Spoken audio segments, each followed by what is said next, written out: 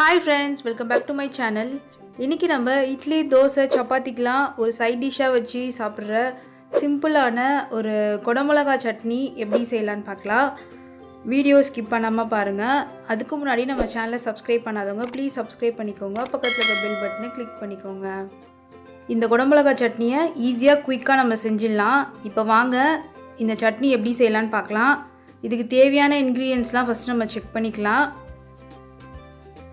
ஒரு பெரிய size onion குட்டி குட்டியாக கட் பண்ணது, ஒரு தக்காளி கட் பண்ணி வச்சுருக்கேன், 2 குடமிளகா குட்டி குட்டியாக கட் பண்ணது, தாளிக்கிறதுக்கு தேவையான உளுத்தம்பருப்பு, 2 பச்சை மிளகாய் எடுத்திருக்கேன், கொஞ்சம் புளி, கருவேப்பிலை, அவ்வளோதான் இதுக்கு தேவையான பொருள். ஸ்டவ் ஆன் பண்ணி ஒரு பேன் ஒன்று வச்சுக்கோங்க. பேன் நல்லா காஞ்சதும் தாளிக்கிறதுக்கு தேவையான அளவு எண்ணெய் ஊற்றிக்கோங்க. 2 டீஸ்பூன் அளவுக்கு எண்ணெய் போதும். இதுக்கு எண்ணெய் நல்லா காஞ்சதும் 1 டீஸ்பூன் உளுத்தம்பருப்பு ஆட் பண்ணிக்கோங்க. உளுத்தம்பருப்பு நல்லா பொரிஞ்சு வந்ததுக்கப்புறம் 2 பச்சை மிளகா, கருவேப்பிலை சேர்த்துக்கோங்க. இப்போ கட் பண்ணி வச்ச வெங்காயத்தை அதில் ஆட் பண்ணிக்கலாம். வெங்காயம் நல்லா வதங்கினதுக்கப்புறம் தக்காளி சேர்த்துக்கோங்க. தக்காளியும் வெங்காயம் நல்லா வதங்கி வரணும்.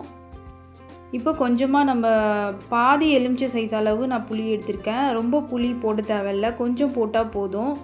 புளி சேர்த்துட்டு நம்ம கட் பண்ணி வச்சு குடமிளகாவும் இதில் சேர்த்துக்கலாம். குடமிளகாய் சேர்த்துட்டு ரொம்ப வதக்க தேவையில்லை, கொஞ்சம் அது பச்சை ஸ்மெல் போகிற வரைக்கும் வதக்கினா போதும். கடைசியாக கொத்தமல்லியும் அதுக்கு தேவையான அளவு உப்பும் சேர்த்து நம்ம ஸ்டவ் ஆஃப் பண்ணிடலாம். ரொம்ப நீங்கள் குடமிளகாய் நீங்கள் வதக்குனீங்கன்னா அதோட ஸ்மெல்லே நம்மளுக்கு அந்த ஃப்ளேவரோட ஸ்மெல்லு போயிடும்.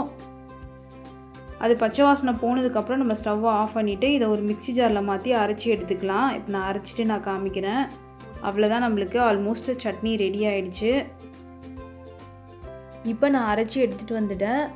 இதுக்கு ஒரு சின்ன தாளிப்பு பண்ணி நம்ம இதில் கொட்டிட்டோம்னா நம்மளுக்கு சட்னி ரெடி ஆகிடும். இப்போ ஒரு பேனில், தாளிக்கிற பேனில் 1 டேபிள் ஸ்பூன் அளவு எண்ணெய் நல்லா காய வச்சுருக்கேன். அதில் கடுகுளுத்தம் பருப்பும் கருவேப்பிலையும் சேர்த்து இப்போ நம்ம சட்னியில் கொட்டிடலாம். அவ்வளோதாங்க, நம்மளுக்கு சூப்பராக குயிக்காக நம்மளுக்கு குடமிளகாய் சட்னி ரெடி ஆகிடுச்சு. இந்த சட்னி பார்த்திங்கன்னா இட்லி, தோசை, சப்பாத்தி எல்லாத்துக்குமே வச்சு சாப்பிட்டிங்கன்னா டேஸ்ட்டு சூப்பராக இருக்கும். இந்த சட்னியை நீங்களும் வீட்டில் ட்ரை பண்ணி பாருங்கள். ட்ரை பண்ணி பார்த்துட்டு உங்கள் கமெண்ட்டை என்னோடய கமெண்ட் செக்ஷனில் கண்டிப்பாக போஸ்ட் பண்ணுங்கள்.